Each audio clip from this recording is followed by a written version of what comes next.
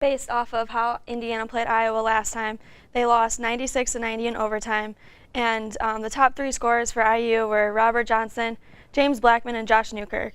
If they can really get Josh Newkirk contributing, Northwestern was kind of his breakout game. He's been contributing really well for them so far, so I think that if those top three can contribute offensively, then the Hoosiers will come away with the victory. For starters, it was a game that not a lot of people were predicting. It was kind of hard for both teams to get momentum going, to get the energy up because of such a poor offensive performance on both sides. Both teams were shooting just around 35% from the field, so not exactly the outstanding performances that we would have liked to see from two #1 seeds in the Final Four. But ultimately, North Carolina was able to walk away with the victory and their 6th national championship. For North Carolina, experience is definitely their strength. Roy Williams is in coaching his 100th NCAA tournament game tonight and going for his 3rd title. And North Carolina has also been in this position before. They were in the title game last year against Villanova, and they had 10 guys that were on that team that'll be returning tonight for their shot at redemption.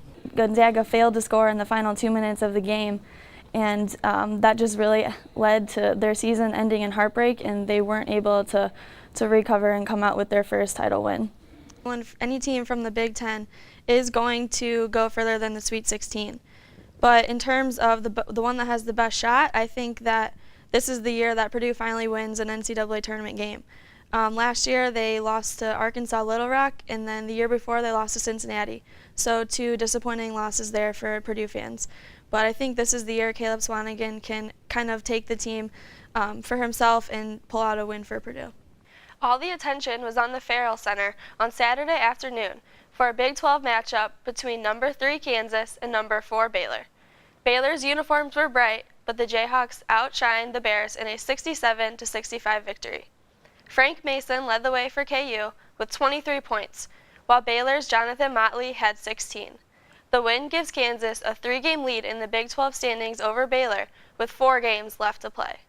With one more conference championship win, Kansas will match the UCLA teams of the 1960s and 70s by winning its 13th consecutive conference championship. Yeah, I think that's definitely been a point of emphasis for them all season. It's been a problem pretty much no matter who they played, when they played.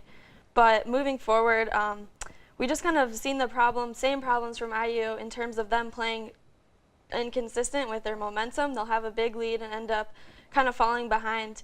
And that's just something that they need to play the full 40 minutes and not fall apart in the last few minutes with the late game execution is definitely going to be one of the keys against Iowa. Indiana fell to Michigan 75-63 at Assembly Hall on Sunday, putting the Hoosiers' chances for making the NCAA tournament further in jeopardy. Deron Davis came off the bench and scored 13 points for Indiana, but it wasn't enough to make up for the lack of offense from IU starting guards. The Hoosiers are on a 3-game losing streak, putting them at 5-8 in Big Ten play. IU will finish out the conference season playing 4 of its last 5 games on the road. They start a difficult stretch this Wednesday as they will travel to face the Minnesota Golden Gophers. Will IU basketball miss the NCAA tournament? That's what a lot of fans are asking after Sunday's 75-63 loss to the Michigan Wolverines at Assembly Hall. Indiana head coach Tom Crean was critical of his backcourt after the game, saying that the team lacked leadership when dealing with adversity. IU freshman forward Deron Davis led IU in scoring with 13 points, while Michigan's Derek Walton scored 25 for the Wolverines. The Hoosiers are now 15-11 on the season and take on Minnesota Wednesday night. I think that was definitely what the Hoosiers needed to happen in order for them to come away with the victory, but also other things that the Hoosiers were able to do well was limit their fouling, limit their turnovers, and really just an all-around offensive production from the starters was also contributed to their win.